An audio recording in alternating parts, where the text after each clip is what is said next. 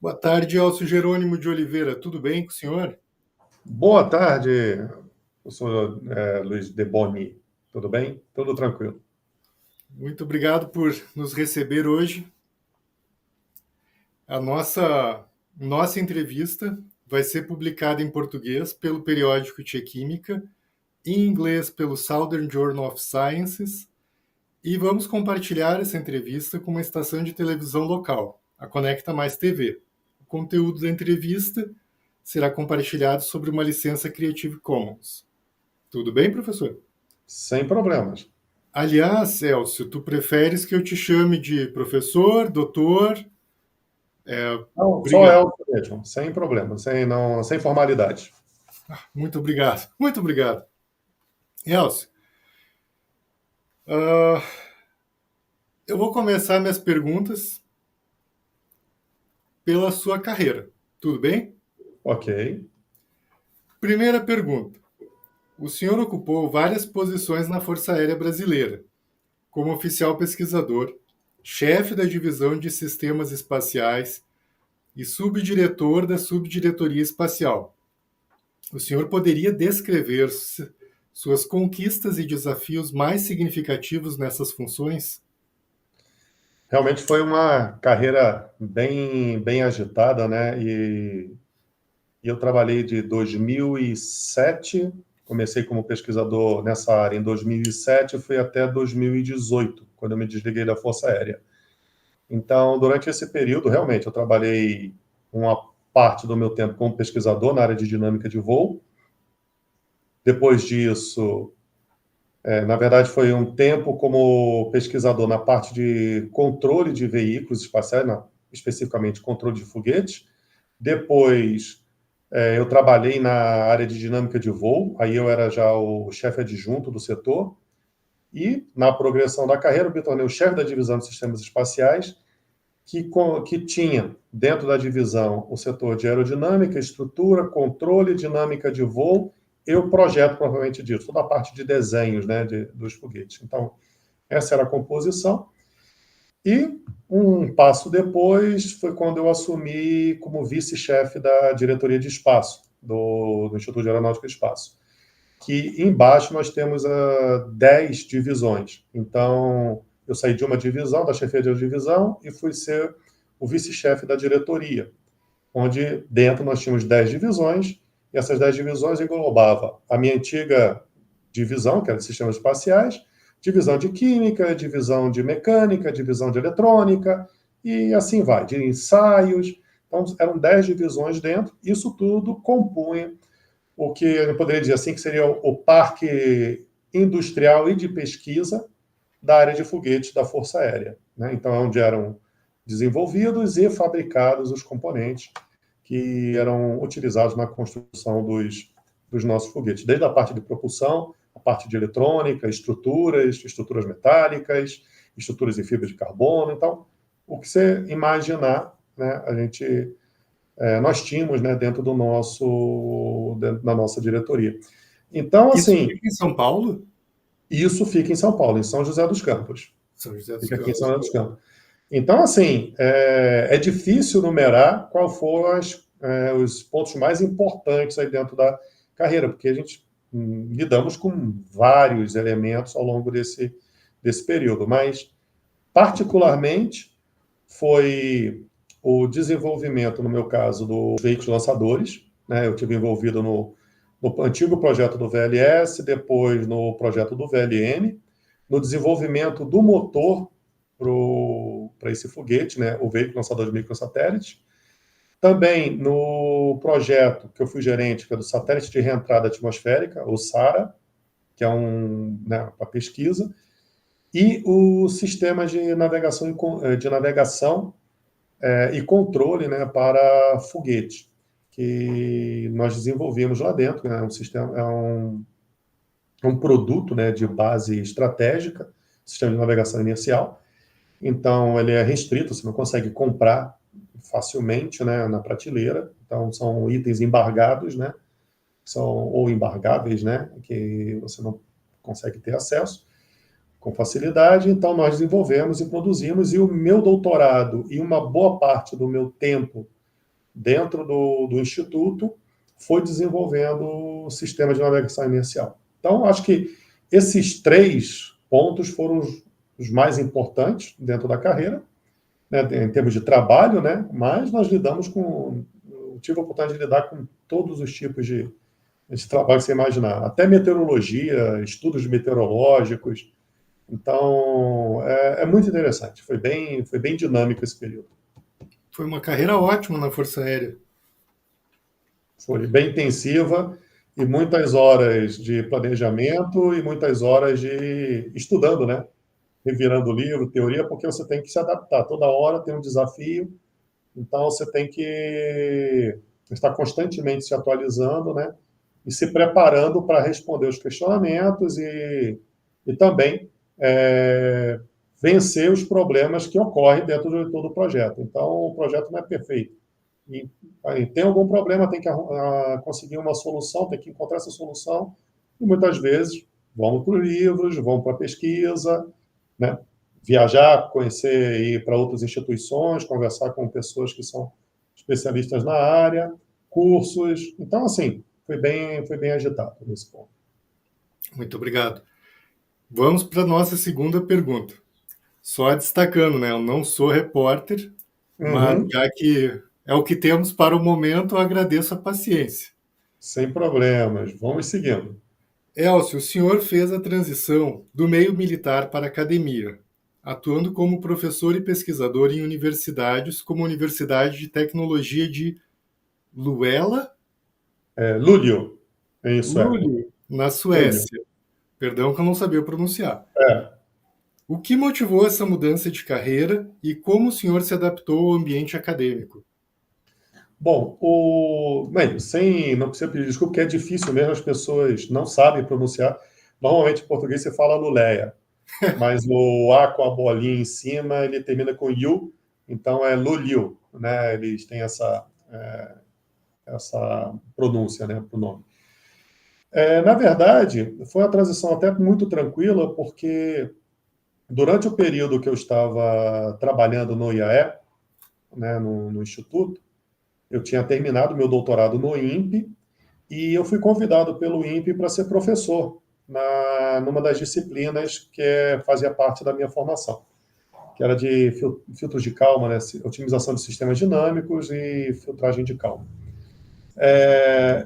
Esse período deu bastante experiência, porque no INPE são cursos de mestrado e doutorado, então eu tinha os alunos, eu orientava também alguns alunos de lá, e eu atendi, né, esse convite, né, esse trabalho no INPE foi algo que me motivou muito, né, me deixou muito à vontade com o ambiente acadêmico, e eu também queria fazer isso por causa uma questão de sentimento interno, é o retorno. Eu dava aula no INPE, mas não era remunerado, então eu era um professor convidado, era de graça, né, essa minha participação no INPE, quer dizer, não recebia por isso, e eu considerava isso a contrapartida pelos anos que eu estudei lá, fazendo doutorado, né? Eu fiz 4 anos de doutorado no INPE, então eu trabalhei durante uns 4 anos, 5 anos, como professor do INPE, convidado. Então, assim, foi uma contrapartida e eu ganhei bastante experiência nisso. Eu fui de 2012 a 2017 dando aula no INPE. Assim, foram 5 anos. Então, isso me deu uma base muito boa do ponto de vista de convivência acadêmica, convivência, desenvolvimento científico, orientações e tudo mais. E quando eu, né, terminei meu tempo na Força Aérea, que eu, né, me afastei, né, da Força, que é normal, né, deu meu tempo, eu saí da Força Aérea, já pedi minha reserva, eu já tinha um bom relacionamento com algumas instituições, pesquisadores, né, internacionais, e, em dado ponto, eu recebi o convite para passar um ano na Universidade de Luleå como pesquisador visitante e professor nessa área exatamente de foguete. Eles tinham a intenção de desenvolver essa área lá, me convidaram, eu fui para passar um ano, acabei fazendo um concurso, para professor permanente da universidade, eu passei, assumi a vaga, cheguei a ficar 3 anos na Suécia, morando na Suécia, como, né, trabalhando como professor, aí já nesse ponto, como professor permanente, né, da universidade. Mas nesse período aconteceu pandemia, aí começaram algumas dificuldades, eu não conseguia viajar, não conseguia acompanhar a minha família aqui no Brasil, tenho uma mãe com certa idade, então isso começou a criar algumas situações de maior dificuldade, né, para eu voltar ao Brasil. Então acabou que no final desses 3 anos, desse terceiro ano, né, no final do terceiro ano, e resolvi sair da universidade e retornar de vez ao Brasil e ficar, né, com a minha família, dar um apoio aqui. Mas a transição foi muito tranquila, a estrutura acadêmica de lá é muito boa, né, eles têm uma estrutura na universidade muito boa, eles dão um valor muito grande às questões pedagógicas, às questões didáticas, né? Então, isso foi muito bom, porque eu tinha, na minha formação como físico, eu fiz também toda a parte de acadêmica, né? Ligada à parte de didática, psicologia do ensino, toda a parte ligada à licenciatura, né? Então, que era um dos pontos meus, era, num certo ponto da vida, assumir como professor, e isso ajudaria bastante dentro da atividade. Então, foi muito fácil, a parte didática foi muito tranquila, as aulas eram bem próximas, muito parecidas com o que eu já ministrava aqui no Brasil, e eu comecei a orientar os alunos também dentro do mesmo perfil, dentro da mesma linha que a gente fazia aqui, e sem problemas nenhum. Acho que a maior dificuldade lá foi sotaque dos alunos, né? Eu tinha uma turma com 40 alunos, era uma média ali de 10, 15 suecos, uns 15 indianos e um monte de europeus, né? De tudo quanto era lugar da Europa. Então, quando juntava todo mundo numa sala, aí era divertido, porque um falava uma coisa, aí o outro falava com um sotaque diferente, ninguém se entendia. Então, você passa um mês ali até se adaptar e falar, já sei do que ele está falando. Então, Supostamente todos falavam inglês. todos falavam inglês, só que você pega. Sotaque diferentíssimo. Eu tinha um britânico na sala, eu tinha um aluno da Látvia, tinha um espanhol, tinha italiano, tinha indiano, tinha mexicano. Aí imagina os sotaques, né? Chega numa. Aí nos primeiros dias era muito divertido, né? Até você entender. Isso daí eu acho que foi a parte mais, vamos dizer assim, desafiadora e engraçada, né? Porque tinha hora que não dava. Tinha hora que o sotaque era muito carregado e aí falou assim, não, parou, repete, repete. Então, porque não é assim, né? A gente fala o inglês e tal, mas nós não somos nativos, então eu não sou nativo, né? Então, e você se acostumar com esse ambiente multicultural. E a questão cultural também, né? Que cada um tem uma cultura diferente. Então, desde o ponto de vista de mentalidade, né, pessoal, da cultura do país, até questões religiosas e tudo mais. Então, acho que essa parte foi o maior desafio, né, lidar com essa diversidade cultural e de origens na universidade. O resto foi tranquilo, o resto foi. Parte técnica não teve grande problema. Muito bacana. Professor Elcio, então, vou passar para um segundo bloco de perguntas, com relação às suas atividades profissionais. Como coordenador de testes em voo do projeto 14X, no Instituto de Estudos Avançados, IEAV, quais eram suas principais responsabilidades e qual foi o aspecto mais desafiador dessa função? Essa é uma questão interessante. Lembra que eu falei que eu tinha saído da Força Aérea e depois eu fui para a Universidade de Lúlio. Na verdade, tem um gap aí de 8 meses que foi interessante. Quando eu saí da Força Aérea, um ano antes, né, no meu último ano, eu, como vice-chefe da diretoria de espaço, eu tinha como função ser o ponto de contato entre o grupo que fabricava o foguete e o grupo que estava desenvolvendo o projeto 14X, que é na verdade, esse 14X, ele é um veículo hipersônico, tá? E eles estavam desenvolvendo um motor e queriam testar esse motor em voo. Como eu fui da parte de controle, dinâmica de voo, né, e fui chefe, né, dos vários setores ali, eu tinha uma visão ampla do veículo, dos foguetes, e como utilizar esses foguetes para fazer esse ensaio. Então, o último ano meu na Força Aérea foi auxiliando os meus colegas do IAV, do Instituto, nas tomadas de decisões do projeto e nos estudos, no desenvolvimento dos estudos, principalmente os de trajetória para poder colocar o motor na condição ideal para que ele venha operar. O motor hipersônico, ele tem certas particularidades. Ele só opera a partir do momento que ele atinge uma velocidade, né, uma certa velocidade, um certo número de Mach, que já é em hipervelocidade, e numa dada altitude, que aí o projeto ele vai definir essa altitude, que é onde ele vai ter uma certa densidade do ar. Então ele combina a hipervelocidade com um certo nível de densidade do ar, ele entra num regime favorável para a operação, e aí o motor ele começa a funcionar e acelera o veículo a velocidade bem mais alta. Ele vai acelerando e vai em frente. Pois não. Me permita fazer perguntas, tá? Pois não, fica à vontade. Subperguntas nas tuas perguntas, tá? Primeiro eu acompanhei o 14X por reportagens, eu não sabia que tu estavas metido nisso, tá? Primeira pergunta, quem é que deu nome ao projeto? Se tu sabe.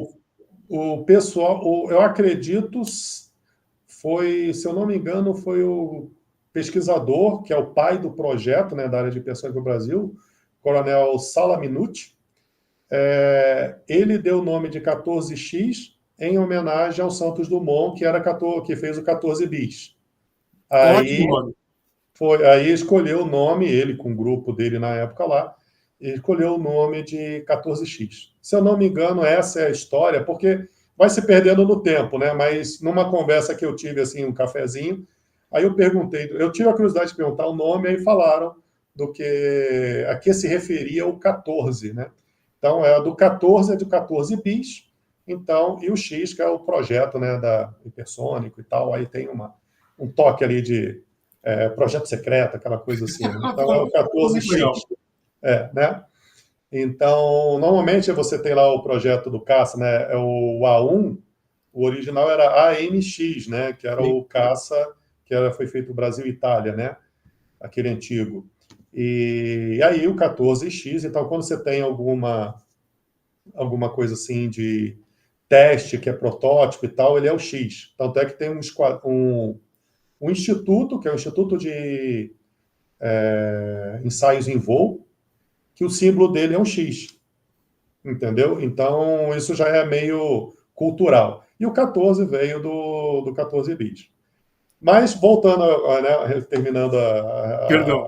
a pergunta, não, sem problema, foi legal, foi bom que a audiência passa a conhecer um pouquinho das histórias, né? E a gente também dá nome às pessoas que realmente foram heróis, são heróis desconhecidos que as pessoas não sabem, entendeu? Esse coronel mesmo, ele, para ter uma ideia, o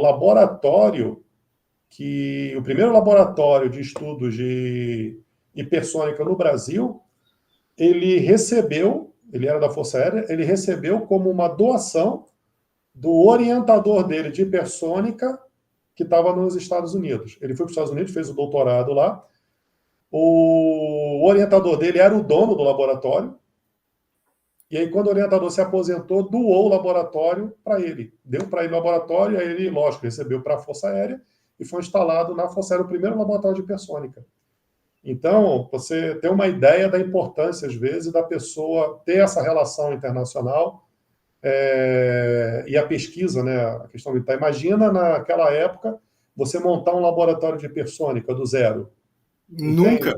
Com recurso. Então, isso é fato, é história. Tanto é que o laboratório ele recebeu. O nome do laboratório é o nome desse professor, que é o professor Nagamatsu. Em homenagem a esse professor americano, né, que fez essa doação. É muito bonita a história por trás desse projeto, é muito bacana. E, então, quando eu saí da Força Aérea, saí, né, falei assim, vou para casa e vou me dedicar à área acadêmica. O pessoal sentiu falta, falou assim, poxa, mas você saiu, a gente ficou sem o cara que faz essa ligação entre os projetos. Aí eles me convidaram para trabalhar um tempo lá no projeto. Aí foi um sistema fora, né? Eu já estava fora da Força Aérea, então eu fui contratado por fora, com tipo um bolsista, né? E para montar esse projeto, o projeto Ensaio em Voo, que você tem o projeto foguete, você tem o projeto o motor, né, hipersônico, e para juntar isso tudo tem um projeto, é o projeto Ensaio em Voo, ou seja, o projeto do teste em voo. Então, eu fiz o projeto do teste em voo. Então, eu defini os requisitos, eu tinha equipe, lógico, né, que é uma equipe muito boa, então eu conversava com o pessoal da área do hipersônico, eles me diziam o que eles queriam, eu conversava com a minha equipe, eles diziam que era possível, às vezes dava conflito, eu mitigava esses conflitos, essas diferenças, a gente alinhava tudo e chegávamos em soluções que eram soluções realizáveis. Então, quando eu deixei o Instituto, eu já deixei o projeto do ensaio voo pronto e eu deixei o Instituto para ir para a Suécia, para Luleå. Então, em 2019, eu publiquei um paper sobre esse ensaio do 14X. Eu saí em 2019, no início do ano, aliás, em 2018, no final do ano. 2019, no início do ano, eu fui para a Suécia. 2019, eu publiquei um paper sobre esse ensaio do 14X. Então, dá para achar, tá na rede. E em 2020 estava previsto o voo. Se não me engano, ele voou em 2020. Acho que É a foi em minha 2020. próxima pergunta, porque assim, ó, eu vi que entenda-se que eu vejo de longe, tá? E não é ver no espaço, eu vejo pela internet. Ah, houve o lançamento, deu certo. Deu, deu. Voou e deu certo. Então, Incrível. assim, nós adaptamos o motor hipersônico, na verdade são dois motores. Foi muito engraçado, porque o motor hipersônico, imagina que ele é um plano, e aí você tem um chanfro, que é a boca. Imagina aqueles caças americanos que tem aquelas turbinas quadradas, a entrada da turbina quadrada. Ele é daquele jeito, entendeu? Então é um plano com uma entrada quadrada e dentro tem todo o processamento ali para gerar o impulso, né? Gerar a propulsão hipersônica. Aí eles pegaram dois motores desses, colocaram de frente, né? Na forma de espelho. Se você olhar, tem um formato bem interessante. E aí, com isso, eles encaixaram esse motor na ponta de um foguete. Pegou um foguete lá, tirou, né? Acabava o motor, encaixou esse motor na ponta e essas bocas, né, na verdade, né, esses chanfros, né, eles ficaram assim na ponta e dava um formato de chave de fenda. Parecia uma chave de fenda o foguete. O foguete completo, né, você olhava a ponta dele ficava parecendo uma chave de fenda.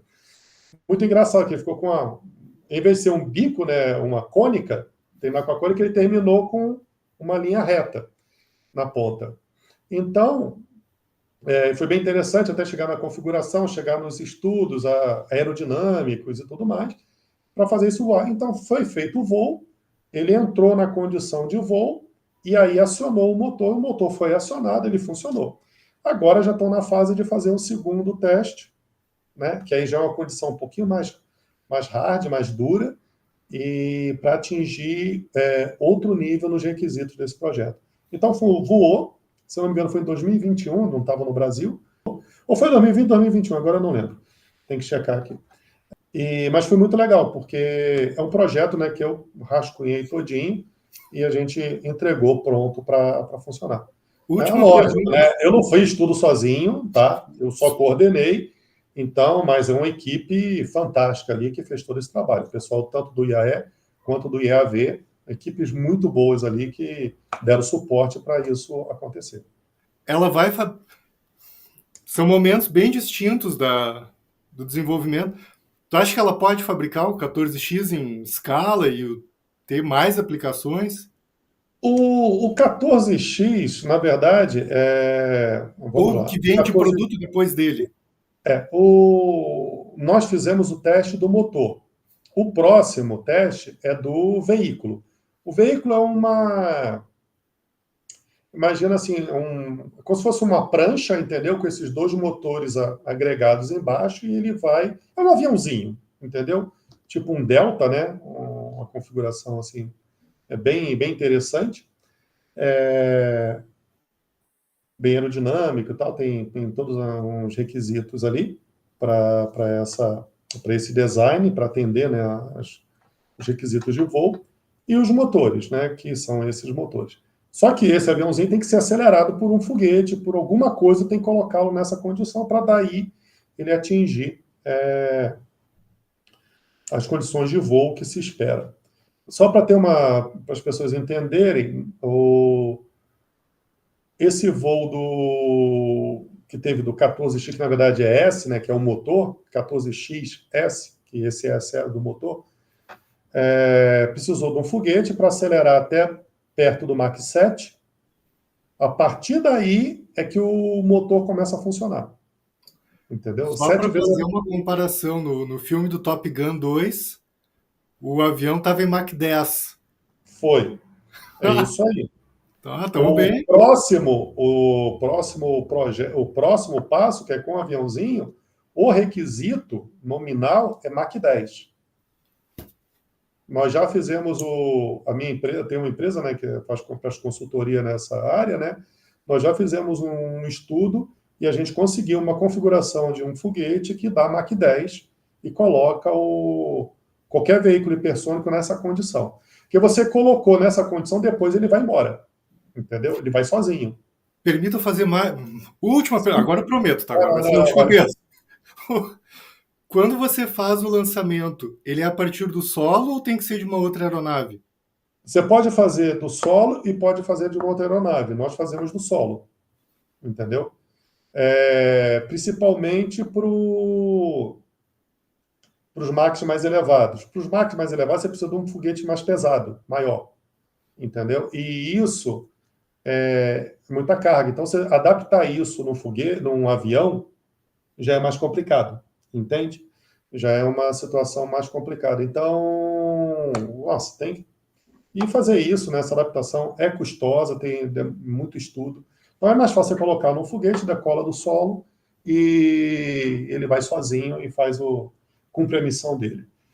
Então, assim, dentro desse parâmetro, né, o mais desafiador para mim dentro desse projeto do 14X foi, fazer o projeto mesmo, né, da missão, o projeto do ensaio, e coordenar as duas equipes, achar lá os pontos, né, de equilíbrio, para que a gente pudesse colocar o motor na condição, respeitando as capacidades e as restrições do foguete que foi utilizado. Então, foi assim bem interessante. Foram muitos estudos para nós chegarmos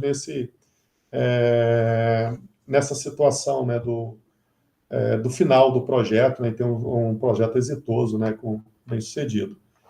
Mas existem outras aplicações para a área hipersônica que são de interesse para pesquisa espacial, para transporte. Então, como você disse, né, o Filton Russo tem um avião lá que é a Mach 10. Então, nós já tivemos no passado, né, o Concorde, né, que era uma aeronave de altíssima velocidade, foi descomissionada por causa de custos, né, operacionais e tudo mais, né, e outras questões ali.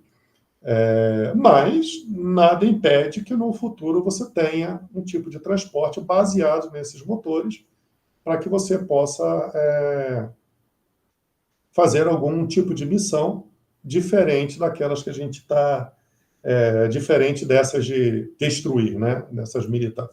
Aplicações civis. Aplicações civis, entendeu? Existem aplicações civis para isso. Eu espero poder usar. Quem sabe um dia. Vamos ver. Eu sou um gaúcho otimista. Vamos lá, somos assim. Então,